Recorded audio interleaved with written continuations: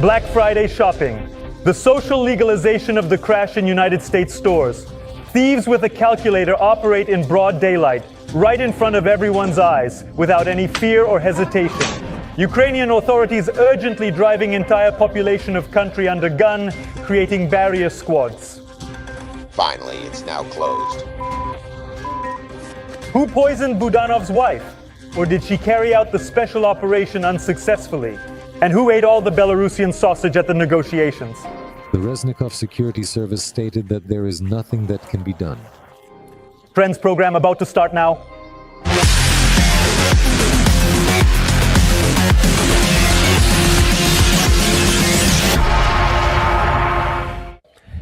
The sweet time of pre-New Year shopping has acquired a sinister criminal shade in the most democratic country in the world, the USA.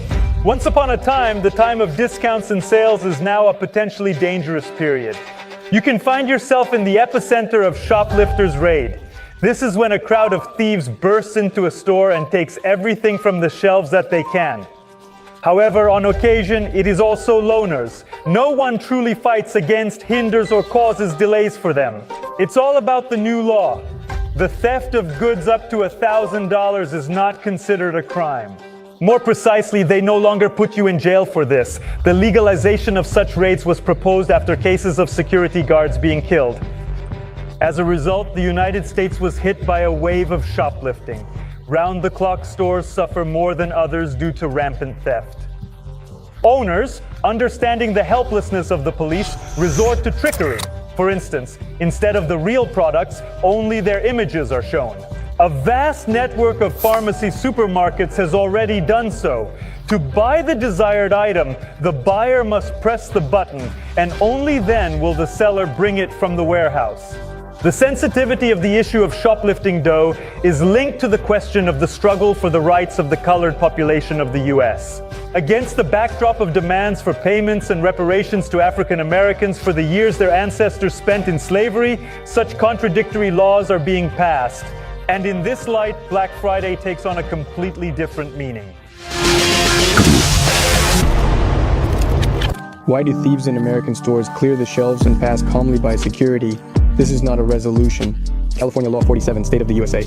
In the US, thefts up to $1,000 have been legalized. Now, the one who stole a smaller amount cannot be imprisoned.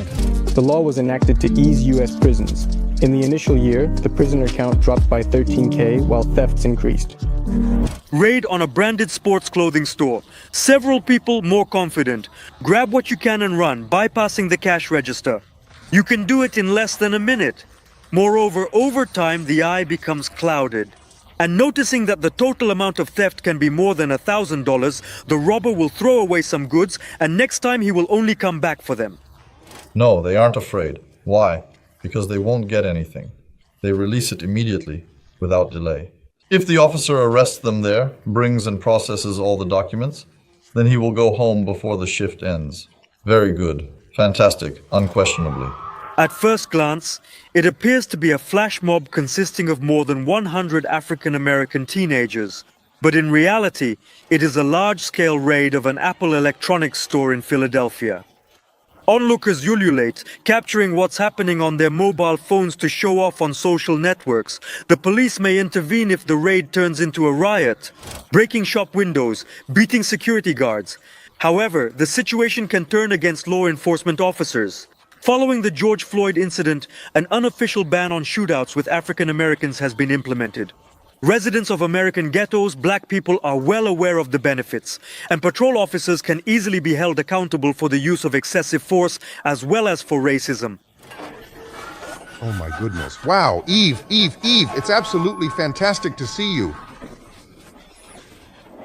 In the 20th year, during the time of the greatest activity of the Black Lives Matter movement, African Americans were stopping passers-by and demanding that they prove they are not racists. Kiss the boot, lining up for it in a queue. A large number of Caucasian individuals did it without any objections. The sole person who opposes shoplifters. The same colorful, for instance, the owners of the shops are Indians. This thief was beaten with a stick.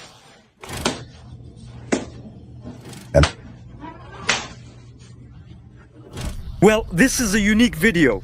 an African American working on a campaign to tow cars for unpaid fines. Without leaving the car, he takes her away from the ghetto of another African American. Similar to theft, you also need to handle it within seconds to prevent conflict.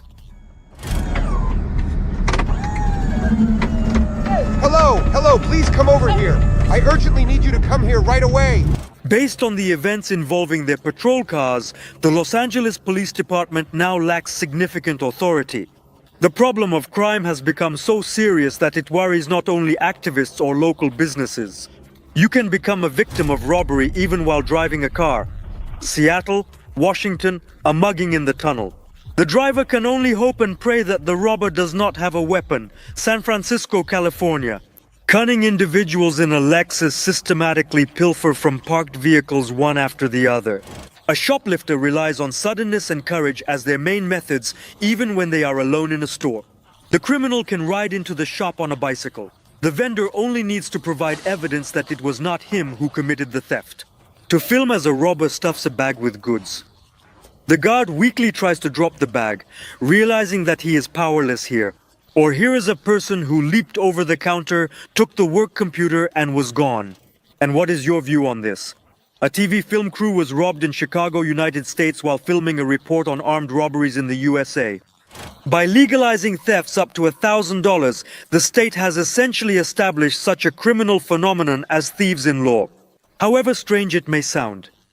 If you think that the USA is a paradise on earth, here are the results of a recent survey of Americans themselves.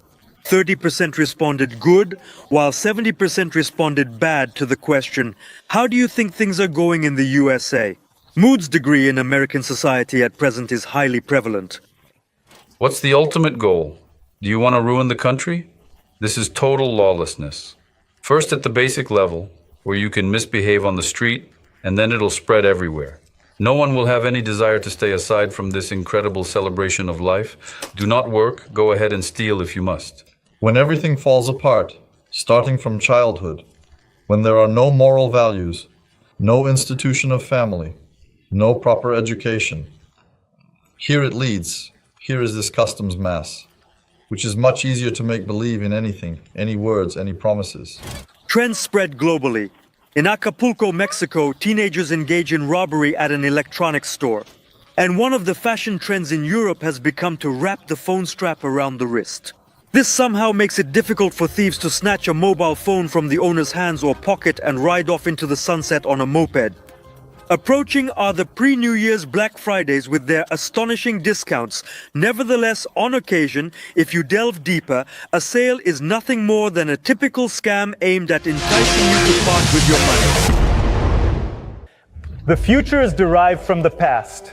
Let's recall the start of the 20th century and the remarks of Woodrow Wilson, the former rector of Princeton University and later the President of the United States.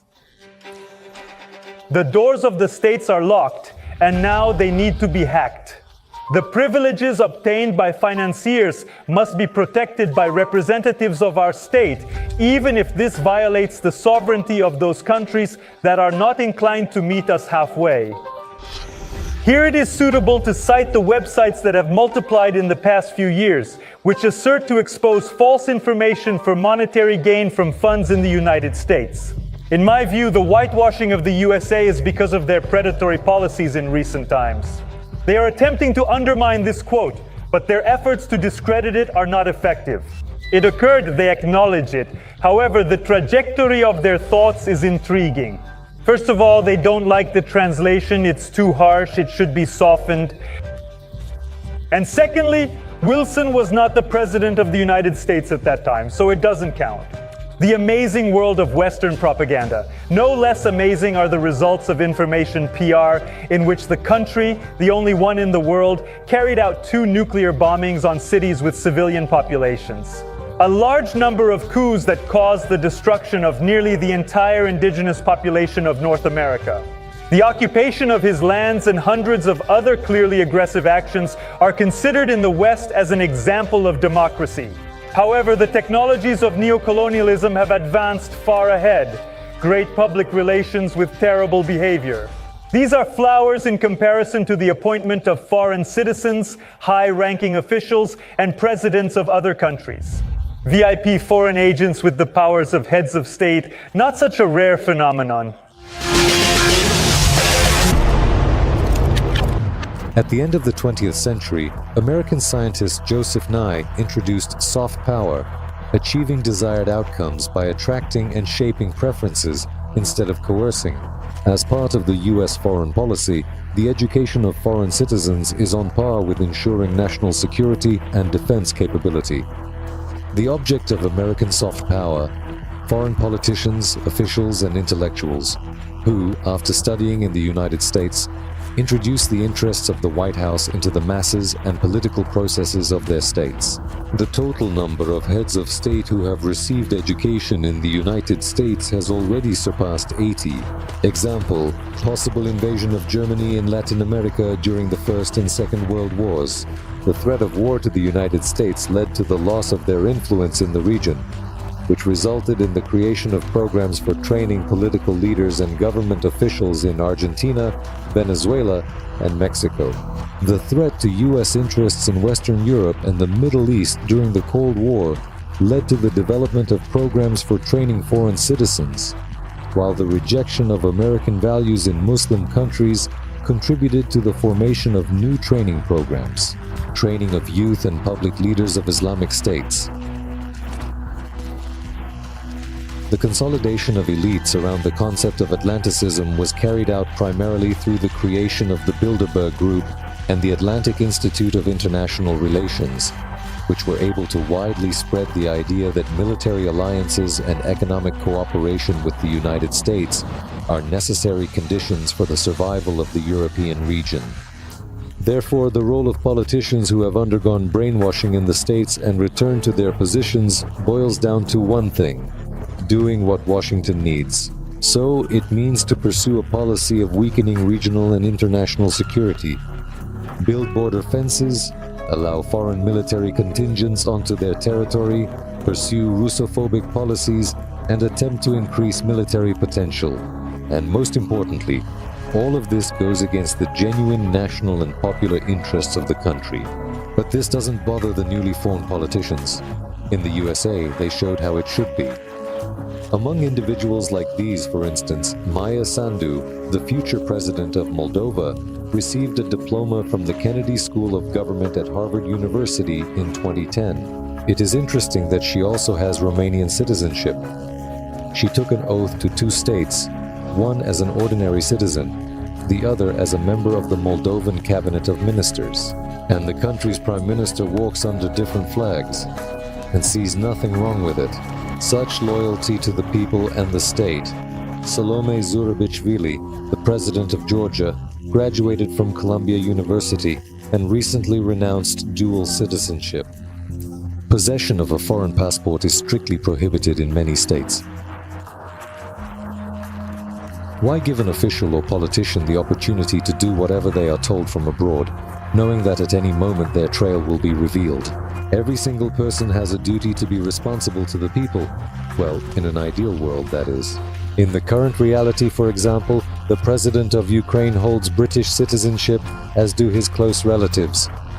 Almost all the people's deputies from all parliamentary factions of Ukraine who were elected to the Verkhovna Rada for the first time had the honor of studying in America. In Zelensky's party, it was announced back in 1919 that more than 300 parliamentarians would fly to the States, attended the American University, and served as the Prime Minister of Latvia. Kristianis Karinč is a U.S. citizen. In his arsenal, there are Pennsylvania University's St. John's College. Latvian President Egars Rinkovics went even further. He pursued his studies at the National Defense University of the United States and currently possesses a Master of Science degree in National Resource Strategy. I want to remind you that as of today, Latvia still remains as one of the countries with the lowest income levels in the European Union based on the data provided by Eurostat, the statistical office of the EU. Here, it would appear, in the case of Ukraine, one can ultimately be persuaded of how flirtations with the West conclude. How much more can you step on the same rakes and enjoy cookies from Victoria Nuland? Deputy Minister of Foreign Affairs of Russia, Sergei Ryabkov, responded to the question of whether a ceasefire with Ukraine can be expected next year. Quote, "I not only don't expect a truce, I anticipate that the objectives of the SVR will unquestionably be accomplished without a doubt. Whether Russia will prevail by 24th or whether it is about the fact that in principle it is necessary to bring the goals of the CVO to a logical conclusion. In Ukraine itself, there is currently an unofficial trend among officials. Reflections on the impossibility of defeating an opponent like Russia by military means. Manager of the state concern Ukroboronprom Martin Brest logically reasons about a simple balance of power. Population of Russia and population of Ukraine. Ordinary arithmetic. Even if we gather 4 million individuals at this moment, we will only be able to reach the boundaries that existed in the year 1991. But then the country can be closed, the lights can be turned off and leave, because the country will be in pieces, and there will be an enemy who will be building up this whole story. To create this entire tale. However, official Kiev is the very place that continues to amaze. Ukraine will not sign peace agreements with Russia without reparations. Fresh thesis from Bankova. But it doesn't change the essence. The generalship and bureaucracy are currently actively turning their heads from side to side. Zelensky is openly perplexed against the backdrop of diminishing interest in him. The story is done. What is next? Is the West compelling Ukraine to come to the negotiating table? Let us discuss this with Ukrainian Member of Parliament Ilya Kiva and Russian military expert Boris Rozhin. Hello! With the disruption of financial flows in Ukraine, the question arises about the potential development of events in this conflict. Look, the consequences that will occur in Ukraine in the near future, they undoubtedly depend on a variety of factors that cannot be underestimated. But probably about a year and a half ago, we talked in this same studio about the fact that sooner or later all this will end with a military coup. By military coup and change of power, this was evidently a representation of the capital of the United States. And the authorities in Ukraine, which at the appropriate moment simply substitute players on the arena. Zelensky, it was clear to everyone from the beginning that sooner or later there would be negativity with failures on the battlefield, failures in the economy and on the international stage, because his actions spoke about it. It was evident to all that at some point, undoubtedly, Zelensky would inevitably require leaking, without a shadow of a doubt, like an uncomfortable figure, like a goat of release. And today that time has come. From the very outset, always engaged in politics and at the forefront of the avant-garde movement, there was a group of doubles in Washington. This is the team consisting of Poroshenko, Klitschko, and Zaluzhny, which presently are already actively forming, preparing, as well as capturing administrative buildings in Kiev, as well as legalizing this military coup, as well as preparing troops that are still under the control of the hostage and are yet to be released in order to maintain their dominance and suppress any opposition. Therefore, for Zelensky, the moment of truth begins today. He will make an effort to maintain power in his hands through the implementation of repressive measures and actions. In regards to the termination of funding, it is currently ongoing. Therefore, the Americans will utilize the money that was officially allocated for military assistance to Ukraine. There are still a few $100 million remaining. They will now divide the remaining funds into small packages of 100, 200 million and primarily allocate them to ammunition and stretch support. Certainly, these are not identical in terms of the volume of military assistance packages as they were previously. However, it's crucial to remember that simultaneously, there are other financing channels from the United States. These include various secret funds of the CIA, funds of NGOs, i.e., controlled American organizations providing different forms of assistance. That is, of course, official and military assistance. This aid is not restricted. It must not be overlooked. Your thoughts on the poisoning of Budanova. Is this disinformation to divert attention or a real poisoning? But Ukraine claims that Budanov's wife was officially poisoned, and several officers of the main intelligence directorate were allegedly poisoned. Meanwhile, days have passed, but Russia hasn't been directly accused yet, which raises the question of Russia's purpose. Poisoning the top leadership of Ukraine. However, for some unknown reason, they continue to refrain from doing so. This suggests that there are likely significant factors at play, such as an internal power struggle and an effort to eliminate Budanov. It is worth noting that Budanov's wife is not perceived as a significant threat or of great importance in this context. And we see that this news is happening against the backdrop of an escalation of internal struggle in Ukraine. We see that Kolomoisky is being arrested, his henchmen like Dubinsky are being arrested. We observe a conflict revolving around the Chief of Staff Zaluzhny. We witness the removal of different high-ranking individuals associated with Zaluzhny from various positions. We witness Karenko's removal from the head of the op, along with several others being removed too. Against this backdrop, there's a message of attempts to poison the deserved. There are grounds to believe this may not be the action of Russian special services, but part of the Ukrainian political struggle amid an escalating crisis caused primarily by the failure of offensive plans, around which the whole strategy was built. Now this strategy has collapsed. We see that internal gnawing is intensifying. Since there are few facts, it can be assumed that on the one hand, of course, the Russian special services tried to do something. But, again, this is not considered a fact. But on the other hand, this whole situation fits into the picture of internal political and military struggle within the Ukrainian military leadership. In the upcoming days, Avdiivka will be evacuated. In general, the global movement on the front will commence soon, and significant developments are expected to unfold in the near future. The front will begin to crumble, and where will the Russian army cease its advance? Well, presumably only Vladimir Putin is aware of it. And naturally, it is imperative for us to address and alleviate this discontent among the populace, as every individual is pondering what is transpiring within our nation. What's next? For what do we die? And let's not forget about the scandalous interview given by the presidential faction in the Verkhovna Rada of Ukraine, David Rakhame, who stated that the war could have been stopped or halted back in April 22nd during negotiations in Istanbul, because at that time, Russia only requested a neutral status for Ukraine.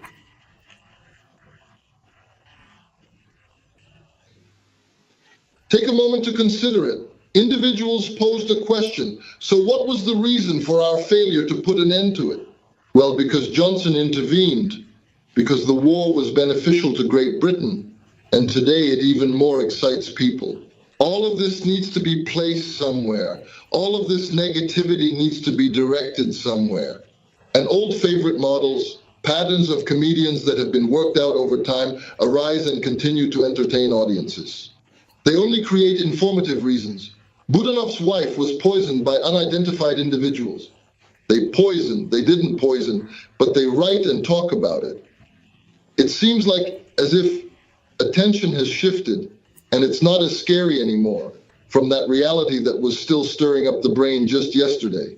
Oh, here's a simple design for you. Shifting accents, the desire to distract people from actual problems that currently exist.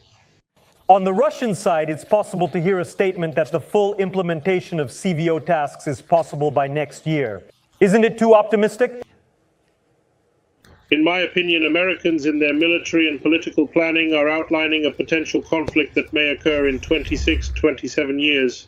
At least it is precisely orders for defense enterprises that are received with the aim of enhancing the production of ammunition and equipment for the war in Ukraine after a period of 25 years. So naturally they are experiencing a certain crisis now, but their calculation is based on the fact that over time they will be able to expand military production, that is, eliminate the shortage of ammunition supplies, the shortage of supplies of certain military equipment and ammunition, and accordingly this will enable long-term support for Ukraine's armed forces combat capabilities. Now we observe there is a particular crisis with this. Naturally, the Russian command anticipates to execute these advantages in the upcoming months. However, the extent of the advancement of Russian troops in Ukraine will depend primarily on purely military factors. This is the quantitative and qualitative superiority of the troops of the Russian Federation over the armed forces of Ukraine and the capability of our command to carry out active offensive operations. It is simply challenging for Washington to fight on two fronts at the moment, as the American economy is bursting at the seams and they are drained and powerless due to the constant transfer of weapons to Ukraine, which has been ongoing without respite. So yes, I hold the exact same belief that irrespective of the circumstances subsequent to a potential military coup, the process of seeking a resolution will undeniably and inevitably commence without a shadow of a doubt. And here the role of Belarus, the role of President Alexander Grigorievich is of utmost importance. Because we will not forget about the contribution to chemical agreements, which, yes, were not fully implemented, but we must acknowledge and appreciate the tremendous effort, strength, and time that was dedicated to putting together this structure. And papers were signed, so Minsk today has another opportunity to truly be peacemakers in this terrible fratricidal conflict that was previously formed and provoked by NATO countries or Western countries. So I always support Belarus as a Ukrainian because I am a Ukrainian deputy of the Supreme Council of Ukraine, and I believe in the importance of finding a peaceful resolution to this devastating conflict that has caused immense suffering for the people of Ukraine.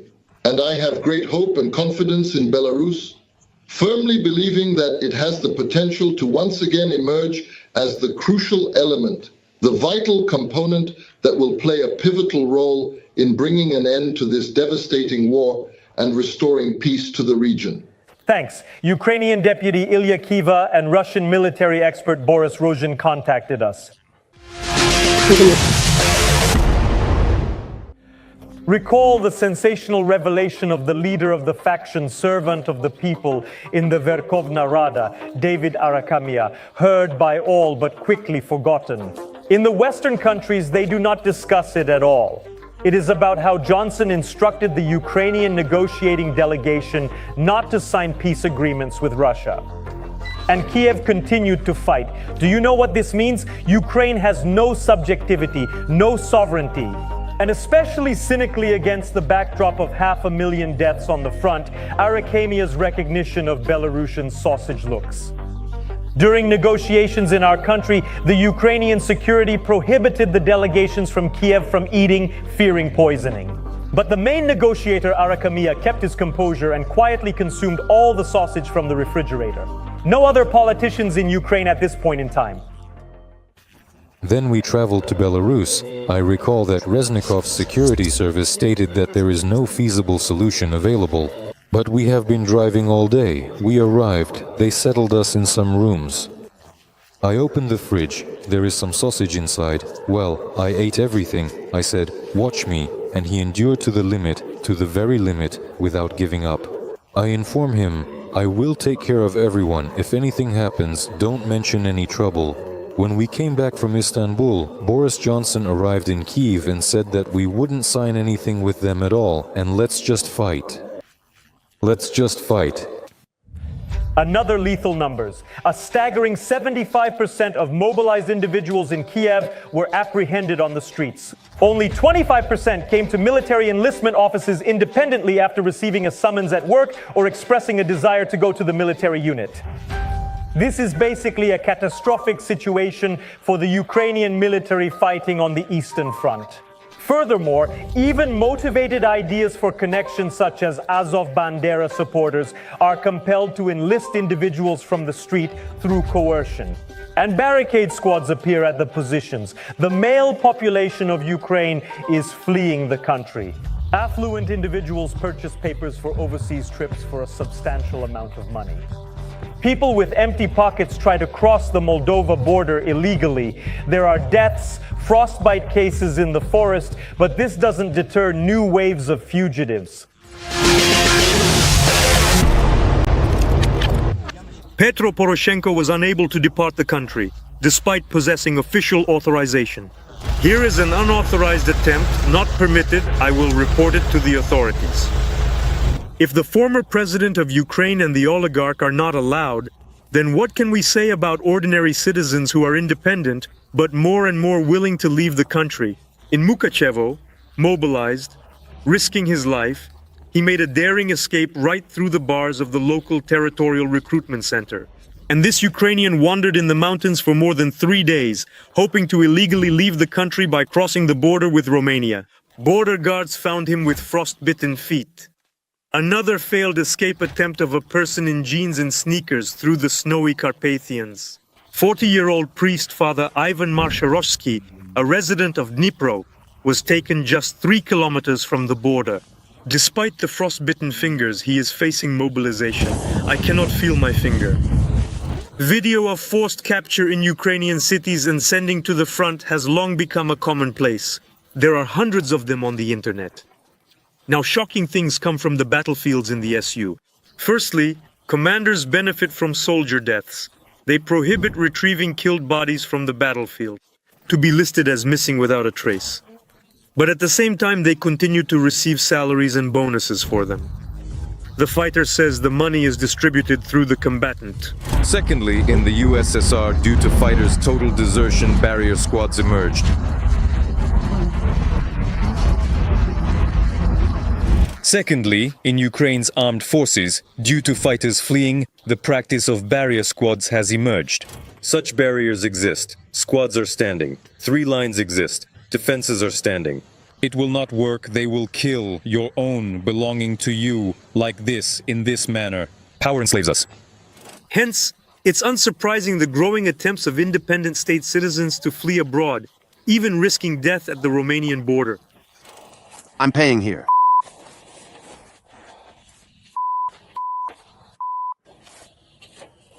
Musician Eric also escaped from Kharkov illegally, despite the fact that the white ticket was legally due to him. They also said, come on already, because I've been trying for 6 months to arrange the documents with my illness, but no one let me do it. And then the nerves couldn't take it anymore. Illegally crossing the Ukrainian-Moldovan border will require a payment of about $2,000 to $3,000. For a payment of $3,200, you can obtain permission to travel to Poland for a period of 6 months. For $400, it can be extended for another 6 months. The visa for a volunteer of a humanitarian mission costs $2,800 for 6 months. The hit of the season is the white ticket. It signifies unsuitability for military service. You can safely travel overseas with him and come back without any negative outcomes. Here the prices differ significantly. Those who don't have money for a bribe are forced to risk their lives trying to cross the border illegally. Thanks a lot. 5% appreciation. What not? They provided them. Carry out. I will. This project. These people were caught when they tried to swim across the river. Since February 22nd, 19 bodies have already been caught here. Number of remaining unknown, uncertain.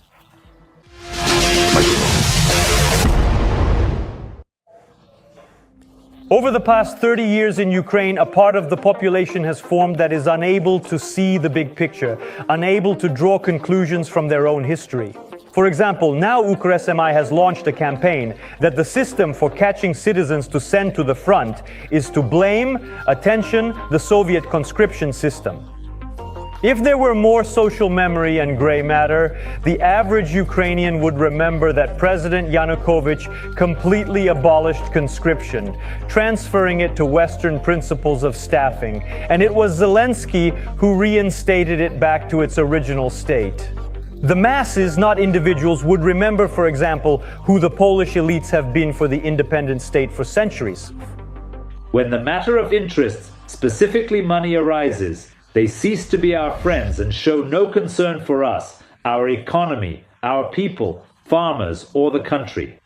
Poles perceive themselves as influential leaders in Europe and view us as their subordinate, impoverished, and feeble serfs, so to speak, crawling somewhere in exhaustion like beggars.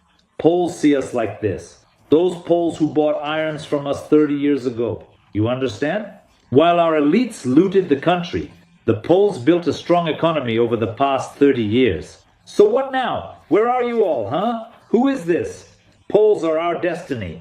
Why are you silent? What languages did they put there, so to speak, below radiculitis? Look at what they are doing to Ukraine. No one can handle them. They are not interested in letting us compete with our agricultural sector.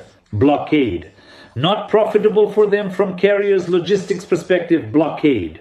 And neither the praised EU, nor the European Commission, nor the European Council, nor you, Charles Michel, nor you, Ursula von der Leyen, nor you, Baral, can do anything. And we stay silent about friendship, about supporting the Polish people.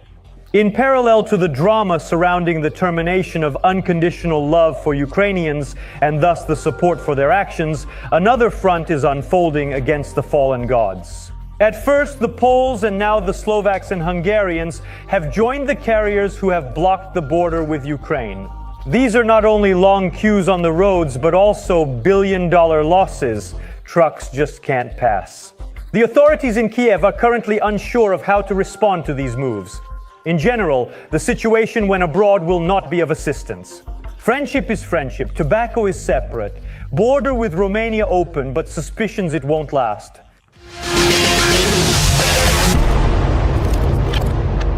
A month ago, relations between Poland and Ukraine suffered a new crack.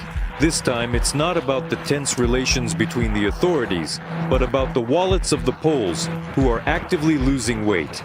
While in quotes, humiliated and impoverished Ukrainians benefit from their privileged position in economic relations with the European Union.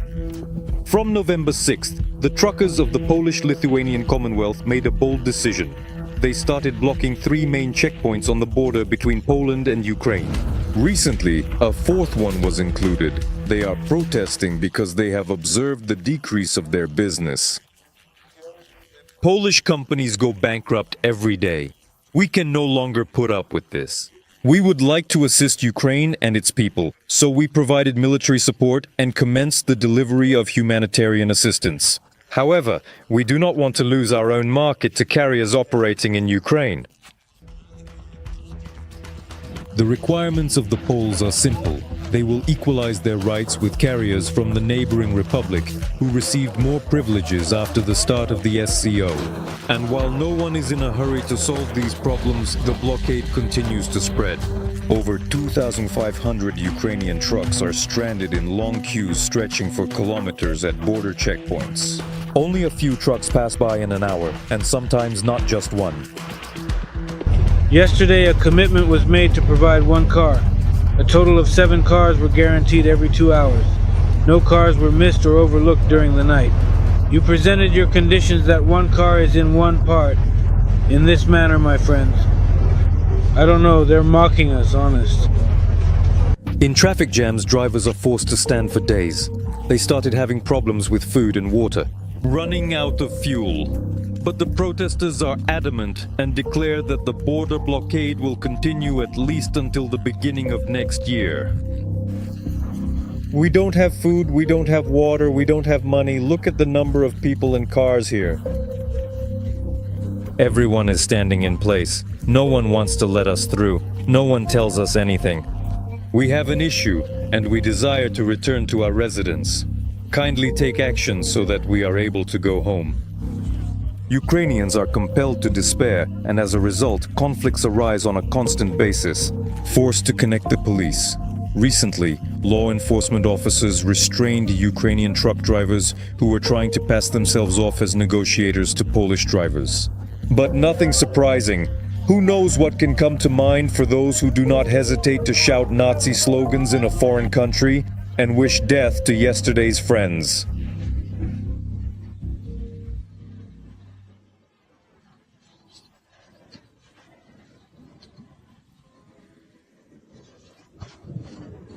After witnessing the Polish movement, carriers from Slovakia made the decision to do the same. The number of trucks stuck at the Ushgorata-Vyshne Nemekaya checkpoint exceeds 1,000. Cunning Ukrainians attempted to depart Slovakia in transit through Hungary, but even there, they encountered betrayal. The situation is escalating. The country of Hungary has officially closed the entry point for our trucks, preventing them from entering. On the Slovakian border, however, while carriers from Ukraine enjoy all the delights of hospitality from their neighbors, the losses are already being calculated in Kiev. They were valued at over 253 million, and this is only from customs revenues. Export for the month has decreased by 40%. It is approximately more than $1 billion. Moreover, there have been disruptions in the delivery of many goods in the country. Delivery services warn that the previously agreed upon deadlines are currently not valid and specific dates are not being given at all. Industrialists, pharmacists, and refuelers also complain about delays. The cost of autogas at gas stations has sharply increased. Imported drugs are also in question. It is very difficult to maintain the correct temperature regime in standing trucks. And what else did Ukrainians anticipate? The cost of maintaining friendship with them has become too high. If in the past all the attention of the public and the media was focused on Kiev, now the issue of the Israeli-Palestinian conflict has taken the spotlight. Just 6 months ago, popular anger could be called a European diversion and quickly and harshly suppressed. But now everything is allowed. Without camera lenses, the Project Ukraine is meaningless. Uninteresting? The end of the year is expected to be interesting in every sense. As per Bloomberg, Russia, the most sanctioned country globally, will conclude its 23rd year with a profit of $75 billion, making it the most profitable year. According to another authoritative American publication, the New York Times, the United States, the country with the largest debt in the world, will end its 23rd year with losses of $2 trillion. Think for yourself. It was the Trends program. Goodbye.